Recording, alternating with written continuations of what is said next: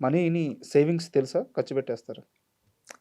Savings అంటే means వచ్చిన వాటిని జాగ్రత్తగా యూజ్ చేయడం వరకు తెలుసు తెలుసా? అంతే. హ్మ్.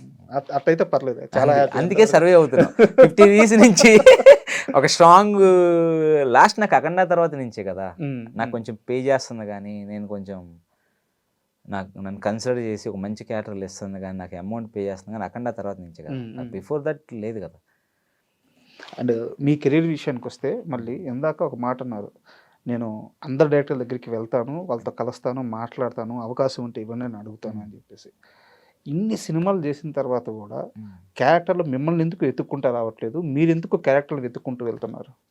వస్తాయండి, క్యారెక్టర్లు కూడా వస్తాయి, హ్మ్. కొన్ని ఫిలిమ్స్ వస్తాయి, చేసిన ఫిలిమ్స్ కూడా ఉన్నాయి అలా. హ్మ్. హ్మ్. అట్ ది సేమ్ టైం మా ఫీలింగ్ ఏంటంటే, ఇప్పుడు వాళ్ళకున్న బిజీలో, వాళ్ళకున్న వర్క్లో, టెన్షన్లో వాళ్ళ దగ్గర మనం రీచ్ అవ్వలేకపోవచ్చు, హ్మ్. మన ప్రొఫైల్ రీచ్ అవ్వలేకపోవచ్చు. బట్ ఒకసారి కలిసామనుకోండి, వాళ్ళకి సడన్గా గుర్తొస్తాం మనం. హ్మ్. గుర్తొస్తాం, ఒక కాన్వర్జేషన్ జరుగుతుంది హ్మ్. ఒక డైరెక్టర్ గారితో. ఇప్పుడు నేను ఒక డైరెక్టర్ గారి దగ్గరికి వెళ్ళా, సార్ నేను బిఫోర్ అఖండ ఆచార్య చేశాను సార్, నేను I want to portrait my self in a different way. ఏదన్నా అలాంటి రోల్, డిఫరెంట్ రోల్ ఉందంటే, నా బాడీ లాంగ్వేజ్ సెట్ అయిన రోల్ ఏదైనా ఉందంటే, నేను I will give the audition for that first. Hmm. హ్మ్.